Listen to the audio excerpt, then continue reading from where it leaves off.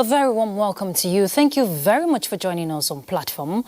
I am Ruth Aguele. Now, today we have brought an important issue on the platform, and tertiary education has been described as one critical component of human development. Now, which brings us to the National Universities Commission, which was established in 1962 as an advisory agency, in the Cabinet Office to checkmate, promote quality higher education in the country. Now, since its establishment, the Commission has transformed from a small office in a Cabinet Office to an important arm of government in ensuring that the development and management of higher education is intact. Now, its key objectives, talking about the NUC, is to advise the executive on the financial needs of universities, coordinate the development of universities in Nigeria, allocate and disburse federal grants and external aids to universities, advise executive on creation of degree-granting institutions. Now, with over 172 universities and 79 privately owned, and with a total population enrollment of slightly more than 2 million in the entire university system, that is 1% of the estimated 200 million population of Nigeria. There are challenges, of course, that is the NUC is always being confronted with presently, which require the review of the NUC laws, the FG and ASU negotiations with the university-based unions and degree mills. I'm talking about illegal universities. All of that we're going to delve into. But today on the program, we're posing the questions that will readily come to mind. How do we ensure quality higher education in the country? So we want to examine the administration of tertiary universities in Nigeria, challenges and projection. And we have no other person than the man in charge, Professor Abubakar Adamu Rashid, the Executive Secretary of the National Universities Commission. I'll read out a bit of his profile for you. He's a professor of English and former Vice Chancellor of Bayero University, Kano. Professor Rashid became the Vice Chancellor of Bayero University in 2010, a position which he held till 2015. And on August 3rd, 2016, he was appointed Executive Secretary of National Universities Commission, and he's still holding that position. Professor Rashid obtained his bachelor's degree in arts from Bayero University, Kano, Master's in Arts from University of Nottingham, and PhD from Ahmadu Bello University, Zaria. He has garnered a wealth of experience which is needed in moving the Commission forward. NUC, as a big organization within the confines of the Nigerian university system, working to improve the entire system is the ultimate goal. And like I stated earlier, so we want to look at the administration of Nigeria's tertiary education, challenges and way forward. And I won't be the only one doing that. I have two panelists here joined us. Let me start by introducing Mr. Chuks Ukwatu. He's a senior editor with CNA News, that is Channel Network Africa. We're pleased to have you join us. Thank you for having me. And we also have our very own Rashidat Mustafa Olagunji. She's the head of Education Desk in NTA. Thank you very much for joining us, Rashidat. Thank you for having me. All right, so Prof, welcome to Platform. Thank you very much. We're pleased to have you here. Now, let's begin this way. Where are we now, rather, as a nation, when we're talking revitalizing our higher education system in Nigeria? We, as a commission, realized some 3 years ago that university system will need serious revitalization in order to keep it moving along with the economy, in order to help in the smooth transition of Nigeria from a resource-based economy to a knowledge-based economy. We can never move successfully to a knowledge-based society without improving our own university system. So the first thing we did in the last 3 years was to establish an advisory committee of experts in higher education, people who have either served in the past as executive secretaries of the commission, or vice chancellors, or ministers of education, or who have held some key positions. And we since have been meeting with them regularly and exchanging views. After about a year of very serious and close interactions with the critical stakeholders in the university system, and that is to say, all the vice chancellors of the universities, all the pro-chancellors, the key principal officers, students' union leaders, some leaders of industries. Okay. We arrived at a draft blueprint for revitalizing Nigerian university system. Are you talking about the curriculum now? Because I know there's a draft review. The curriculum is one of 10 key strategic goals that the blueprint sets out to address. Okay. Curriculum is one of them, and of course is central to all the other 10 goals, because the blueprint itself, which was developed, as I say, as a result of an interaction of the commission, its own advisory committee with the entire critical stakeholders in the system, produced the blueprint, and then we gave this blueprint draft to the Nigerian Economic Summit Group, who constituted committees to look at various aspects of the blueprint as it affects the private sector, particularly industries in the country, to give us their feedback. We produce graduates. Normally, they absorb them. So we want to get the feedback from the employers, particularly in the private sector, of the skills they feel are now missing in our university education. And they gave a very helpful and useful feedback on the blueprint. We also interacted with several international development partners, the World Bank, the British Council, the DFID, a number of UK Quality Assurance Agency. Okay. They all commented on their own side, because we are guided by one thing or two things. One, that a university, wherever it is, particularly our universities in Nigeria, are necessarily international organs. They have to serve the international dimension at one level. Two, they also have to be relevant to our own local needs, Nigeria needs. So in getting this blueprint, we thought we would get inputs from home and inputs from abroad, because at the end of the day, the products we produce, many of them end up abroad, either for pursuit of higher education or even for employment. We produce graduates who can be relevant to Nigeria and relevant to the international community. And even to themselves, because it would be the pride of the nation to have a graduate say, I am a product of a Nigerian tertiary institution. So let's allow our panelists come in. In all this, Prof, with all this synergy and all this coming together, how have we been able to move the tertiary institution forward in Nigeria? Well, the blueprint itself has a lifespan of 5 years, from 2019 to the end of 2023. And when we now held a final meeting to validate the draft and got it approved, we looked at the strategic goals of that draft.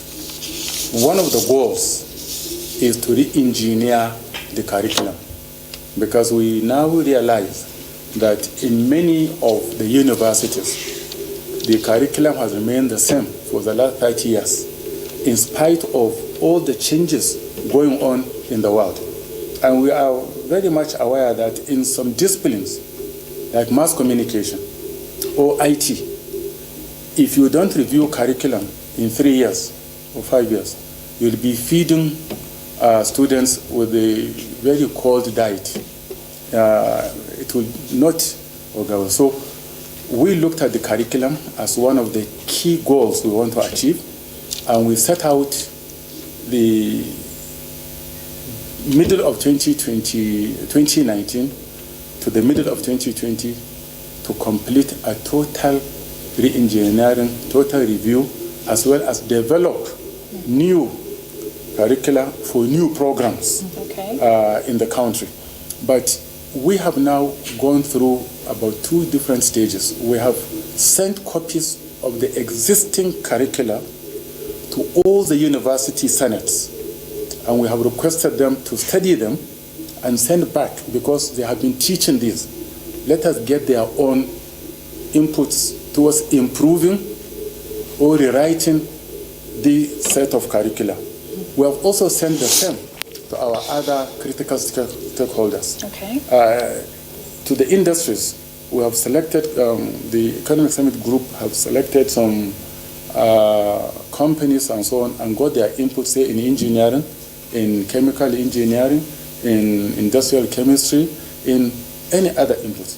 What are those skills, modern skills or 21st century skills that are required, are needed for the Nigerian graduates to acquire? So we have now collected and we have collated these responses. We are now moving right now in this quarter to the second critical stage, and that is where we are now identifying some well-equipped, very competent academics and non-academics. Because in this business of the curriculum review for 21st century, we believe that the university curriculum, we cannot just leave them with the universities alone to draw. This is something that affects the life of everybody. Yes. And so we are now assembling different professional and academic groups. And we will do that in this February, March, to look at various courses, various programs, get their inputs, detailed inputs, before we move to the last bit, where we will now assemble specialists in curriculum development who will now sensitize everything and come up with a final draft of the curriculum. We shall bring in all people. When we come to mass communication, for example, when we unbundle the curriculum finally and complete it, we shall bring the professors and other academics from the universities. But we shall also bring professionals from television, from radio, from newspapers, and others. It's supposed to have started the session, but I want to know, do we have the manpower and the technical support to actually carry out this unbundling? Secondly, plus, I think there's been this misconception about this unbundling process. Maybe you just have a point to clear the air. Well, especially with the students. Yeah. Oh, interesting. They're prepared. Oh, very interesting. Well, I don't know. Well, I'm in NTA, so mass communication is of special interest to us. Yeah. Well, one of the most important courses in arts, in humanities, is mass communication, in social sciences. It's mass communication. And for mass communication, we got the support of MacArthur Foundation early last year through Bayero University, Kano, to start the process of the unbundling. And Bayero University, under Professor Omar Pati, assembled all the critical stakeholders in the communication, and they worked and they sent in the draft to us. Actually, we could have finalized it and released it, but because we are undertaking a comprehensive review of all the programs, the curricula of all the programs in the country, not just that of MASCOM. That's why we now say, look, let us not isolate MASCOM alone and treat it alone. So we are now bringing it together. But the unbundling is not something new. I mean, yes, there is a program called mass communication, and there will continue to be a program called mass communication in Nigerian universities. But then there are certain programs or courses within the MASCOM that have now emerged as independent courses in many universities. Take public relations, for example. marketing communication, for example. Advertising. Advertising, for example. Strategic communication, for example. So photography, as a degree course, photography. Even journalism stands. Journalism. Broadcast journalism can be print journalism. We can give journalism as a course. In fact, that's why it's an open-ended one. We are not fixing to say it will be broken down into 5 or 6. But for the current one, we want to see the advice that will come from the specialists. We are envisaging about 7, 8 programs that may emerge. But we shall still retain a program called MassCom that will be a kind of conglomeration of all these various courses that have been going on. So you have a generalist. At the end of the degree, you have somebody who is a generalist who knows little about all these areas. But then somebody can opt in its levels 3 and 4 to focus on advertising. And so by the time the graduate gets a degree in advertising, the market will be ready. If they are looking for someone in advertising, he would have had more exposure, more competence to easily walk in and get little training to fit in. So the unbundling will continue to go on side by side. The unbundled programs will continue to go on side by side. But you know, this is, I must say, it's a commendable initiative because people who studied MassCom back then didn't have this privilege to explore some of these means. But the concerns for some universities is the funding. Yeah. That's a challenge. Yeah, and funding, you see, funding is something that, one, when we unbundle the program, we are not going to impose this to all universities. First, every university is free to look at its resources, to look at its facilities, its state of readiness, and then select what it wants to introduce. All we want is when you think you are ready, then you shall invite NUC to send in what we call resource verifiers, who will go to verify your physical resources, your academic resources, and others, to ensure that you have it before we give you the go-ahead. So while MassCom, if it is unbundled, can become a full faculty. So if a university is interested, it can establish a faculty of mass communications with various degree programs, possibly as many as 7, 8, 9 degree programs within the faculty. Those that are not interested or are not competent, financially, can start by selecting 1 or 2 of these, and you can get them in social sciences. So it's a gradual process. It's a gradual process for some, but many universities are ready to go on. And don't forget, for those that are not ready, it's a gradual thing. It's nothing to in fact, there are many universities, nearly more than half of them in the country do not have mass communication programs. Nobody will impose. Because I remember back then, I wanted to study MassCom, but I was only offered English. That was Nasarawa. So along the line, it was introduced. And it's very good you studied English. Okay, Prof. It's a product of maybe interface between the NUC and the economic Summit group, talking about linking the academia to the industries. Okay, what do the students stand to benefit in this process? Very well. Very good. You see, today education is not just about knowledge. In the past, we used to see universities as ivory towers.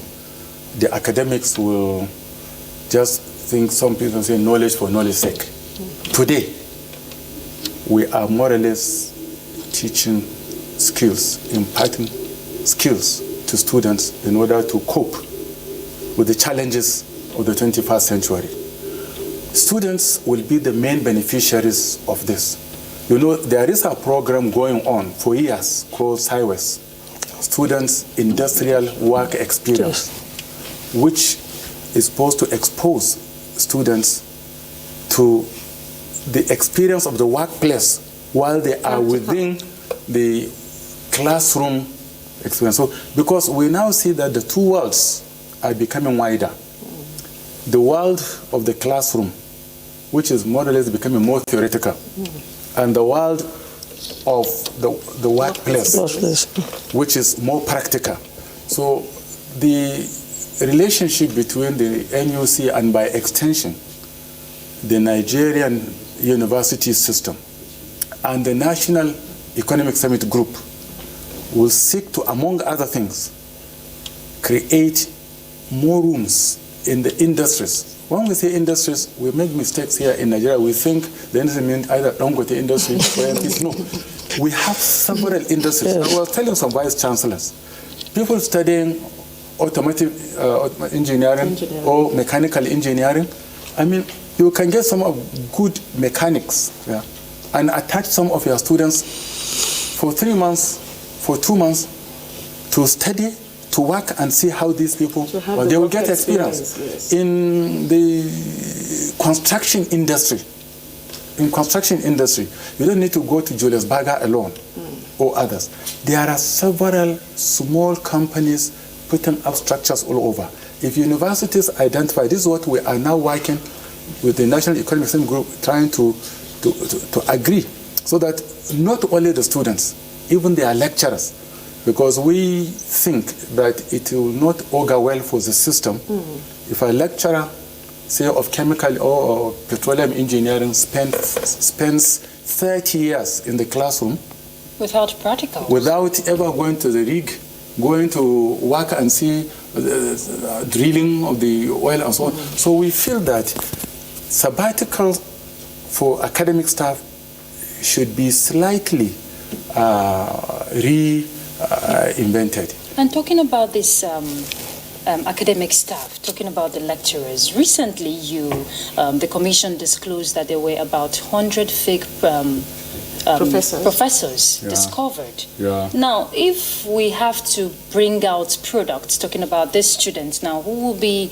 leaders of tomorrow in society, what are they getting inside the four walls of the university? Well, what is the commission? I think there is something, you see, we are very much interested in some, I would say, sensationalizing issues. You see, the university system currently has 67,000 academics teaching. I just want you to see the quantum of 100 against 67,000 academics, out of which 10,237, as at the end of last year, are full professors in Nigerian university system. 10,100. So what the fake professors we talk about are actually, they have already been removed from our directorate. Okay. What do you mean by fake professors? Some, when we were compiling the directorate of professors in Nigerian university system, we spelled out clearly a full professor, what a full professor means. So if you are not a full professor and you smuggle your name in, the vice chancellor removes you. But that is just one side. We also notice that there are many universities, particularly private universities and so on, who are fond of appointing people who have not met the minimum requirement for becoming professors. Somebody who has had no experience in the university system, was not taught for even 3 years or 4 years, simply because he is either related to the owner of the university or because he has helped the university is big and he has taken a PhD, whether the PhD is a professional PhD or is an academic PhD, moves in whether he has publications, right publications or not. Some of them just go on appointing these professors. We have met with all the vice chancellors. We have warned them. We have told them to dust up all this, because this year, 2020, the NUC will send in teams to visit the universities, and we are going to look at the files. We want to see the career history of people who are professors. We are not saying that you must start in the university. No. We give, some of you, after leaving office or somewhere, when you want to move to the university, we recognize you shouldn't go through the process of this. You can get the professorship in shorter period. You have the experience. So, but we are interested. There are some agencies who are not empowered by law to award professorships or to confer professorships on anybody. Agencies or institutions? Like institutions, like some inter-university centers. Yes. And they have no business. I know there's a critical role for the Senate of each university to play. Precisely. We now say any institution that has no Senate has no business conferring a professorship, because a professorship is a chair in the Senate of a university. So if you are in an inter-university center or a research center, not attached to a university, you can't promote somebody to a professor. If you promote, we call that fake professor. Okay. Because you have to, the person can go on sabbatical to a university, showcase his credentials, and if the university finds her appointable to professor, can appoint such a person, and that person can come back to the research center and answer the name of professor. But if you don't have a Senate, you have no business appointing a professor. If you appoint one, they are fake. Recently, we still have these issues of our students going outside the shores of Nigeria within 3 to 6 months and coming back with a degree. That's right. Yes. What is the Commission doing about this, and what is actually responsible for this? Thank you very much. You see, this is very disturbing scenario for us. It's a very, very terrible thing. The truth is, many of them only claim to even have gone to some areas like Benin Republic, also to say they have gotten the degrees. In reality, we have found out that many of these people who claim to have gone don't even have passports. They haven't gone anywhere. There are these illegal degree mills in Nigeria, many of them with some association with foreign universities coming to hire a 2-bedroom flat, 3-bedroom flat, and the dupe Nigerians, give them degrees in 6 months, in 1 year. The Director General of NYSC came to me and we compared notes, and we are now constituting a panel. Actually, the ministry, it has even now gone beyond the two of us. I think just last week I received a letter from the Ministry of Youth, Sports and Culture for an interministerial committee to look at this issue. We as a commission are working with AFCC, working with ICPC in particular, to continue to fight the illegal institutions or degree mills in this country. Many parents, we blame the parents, we blame the students. Many of these students know, and the parents know, that it takes a minimum of 4 years after secondary education to earn a degree. How would you feel when your son or your daughter says, there's a university that will give me a degree in 1 year? Is it out of desperation? Because we have a lot of young people who just want to go to school. That brings us to the issue of carrying capacity, Prof. Yes. What are we doing to enhance our carrying capacity in Nigeria? Well, you see, as she said in the preamble, we have 172 universities with a total enrollment from level 1 to the last level, including postgraduate PhD students. We have 2,041,000 students entirely, which, as again she says, represents 1% of the total population. Yeah, that is why in the blueprint, the first challenge, the first strategic goals in the blueprint is access. How do we work to increase this access within 5 years by at least 30%? At least 30%. We hope to make it at least 50% within 5 years. Now, it is not just for us to decree to say, okay, University of Abuja, please, we double your intakes, because we don't want this mass production without quality. Our second strategic goal in the blueprint is to ensure quality. And quality and access can clash.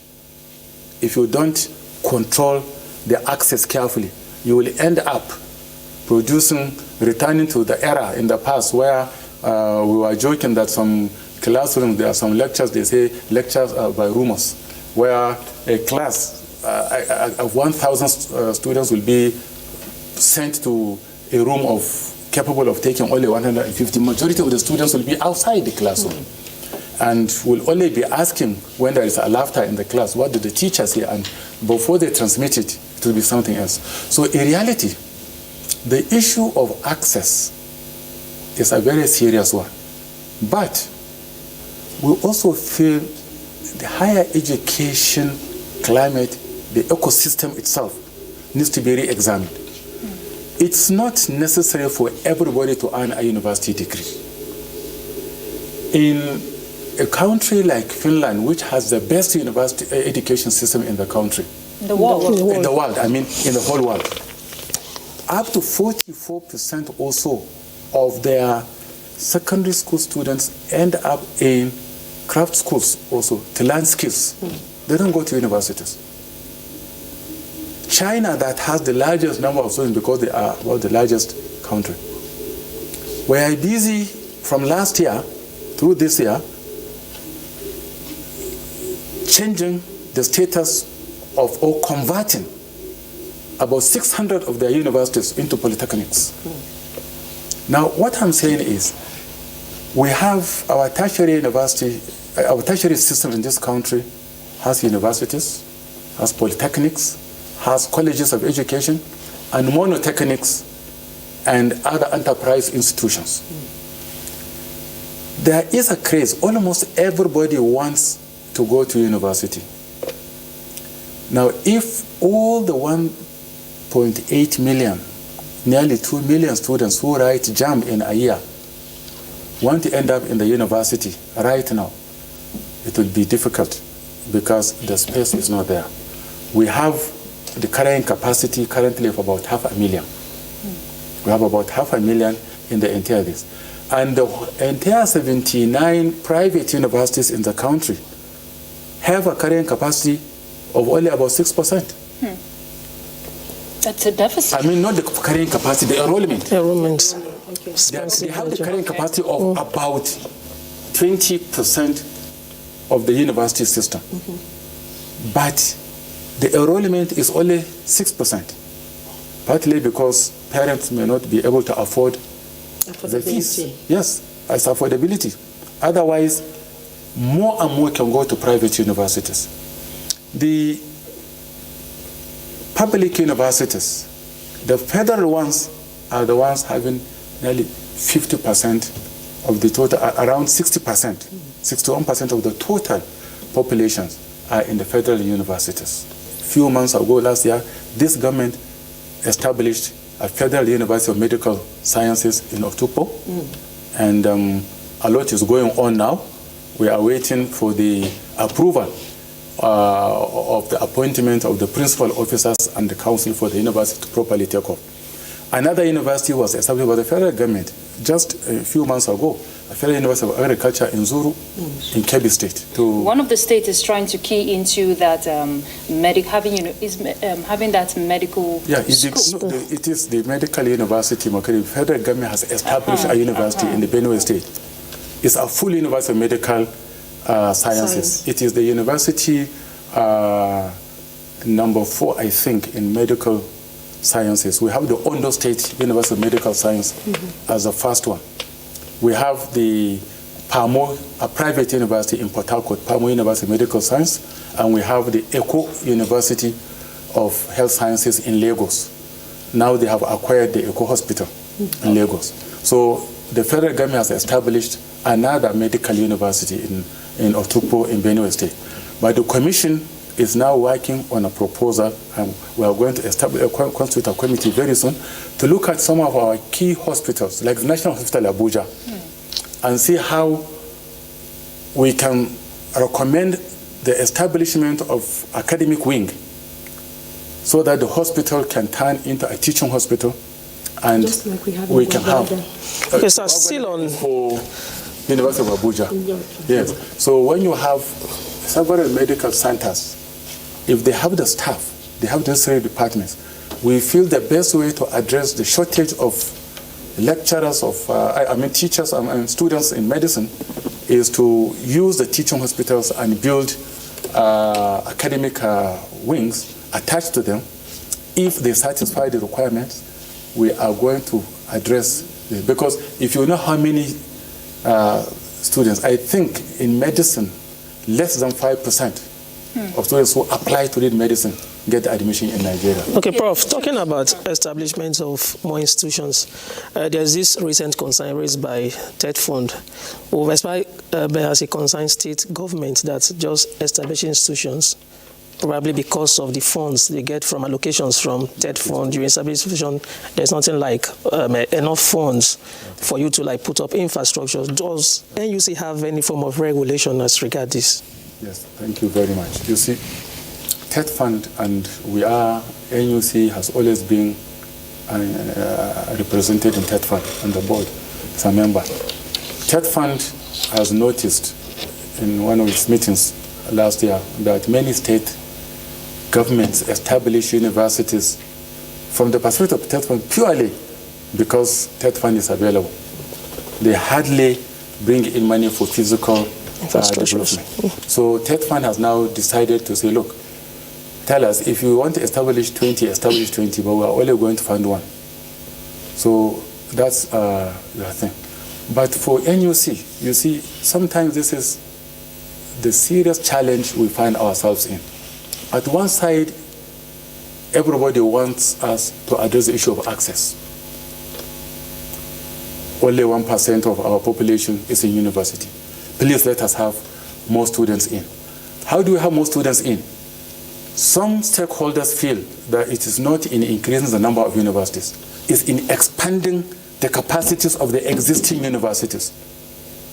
Instead of having more universities, you can expand the existing universities and let them, within the next few years, double their intakes if they provide more facilities. Other things that it's not good to be having very large, very big universities. That's why we have so many problems and so on. Let's have smaller universities. Let's have as many as possible, provided they'll be properly monitored, well managed. They can come up to become centers of excellence in few years. At the same time, the private universities, if they are well monitored in the country, they don't cost government money.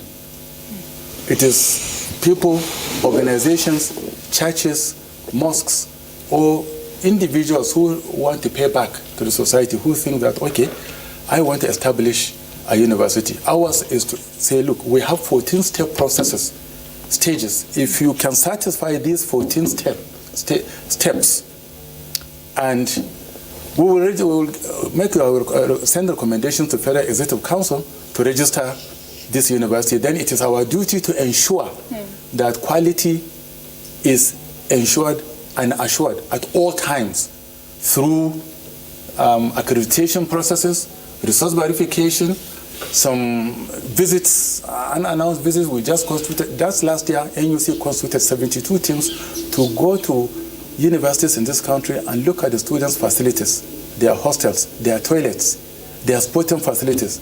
And it's very terrible. We have now written very serious letters to all the concerned universities and warn them that they have to improve because we are coming back. Otherwise, we may be forced to recommend the shutting down. We may close down some of those universities if they do not improve on a number of facilities. Okay, in follow-up to what Chooks asked earlier, talking about the TED Fund.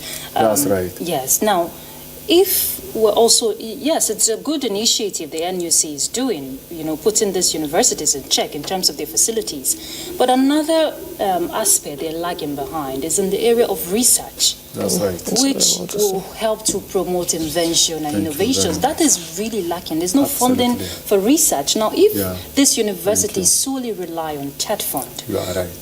Don't they generate revenue on their own? There are grants, there are donations. Thank you very much. I think I'm very happy. This is like a university senate. You are all professors in this area. You see, I'm very happy because you are linking this issue with TED Fund again. TED Fund, particularly the current executive secretary, has prioritized the issue of research in universities. The establishment of centers of excellence by TED Fund, as well as supporting research fund. The board increased the research grants of approved about 5 billion last year. The president approved 5 billion, and TED Fund, a committee under Professor Bamiro, was working, receiving proposals from the universities. You have rightly said it. The truth is, research, of the three major functions of any university in this country, teaching, research, and community service, research seems to have been the most neglected. Partly because our universities started in the 60s, generally to produce manpower to replace the departing colonialists. So the focus of our universities was in teaching, not much in research. But then there are also additional challenges. One, researchers are not funded, universities do not get funds, and it's one area why we have signed the MOU with Nigerian Economic Summit Group. We challenge the Economic Summit Group to say, look, when we go abroad, universities tell us how much they receive from companies, pharmaceutical firms, engineering firms, also supporting universities to carry out more research. I say here in Nigeria, unfortunately, we have not yet seen a company that has donated money or research equipment to Nigerian universities, or that has now come to support. You see, or initiated research. You see, we are getting very worried that many of our researchers are not very relevant to the challenges in this country. We want to see research more in the areas of malaria, climate change, some of the diseases we have in agriculture. How do we move away from the traditional way of farming in most of our areas? How do we embrace this? How do we get better seeds? How do we get our animals, particularly our cows, to produce more milk? One cow in Israel can give you the equivalent of 10 cows or 12 cows in Nigeria every day in milk. It's through research. Our industries, our governments, and others need to do more to support research. By then, our universities also need to demonstrate capacity to utilize this research funds with the transparency, accountability properly. We have already directed all universities that have not yet established directorates of research to do so. And we believe before the end of this quarter, every university in Nigeria will have a full directorate of research, innovation, and so on, so that we can begin to look at research management and begin to define the needs of the university, the needs of the community, the needs of the country. Still on these research issues, I think many Nigerian universities are beneficiaries of the World Bank funded centers of excellence. You know, they've been in existence. Have there been any immediate gains from these centers? I'm sure you know there are. There have been. I'm happy to come back to this issue of the issue of ACE, as African Centers of Excellence. They are regional centers, and you know, they started about 5-6 years ago with 22 centers initially in Africa, 10 of them in Nigeria, and in 3 key areas: agriculture, health, and STEM, science, technology, engineering, and mathematics. Now, the centers did so well because in the last 5 years, we have produced over 1,000 PhDs in these centers, several master's degrees in these centers, and trained, short trainings. Thousands, scores of thousands have been trained for a week, for 2 weeks, and so on.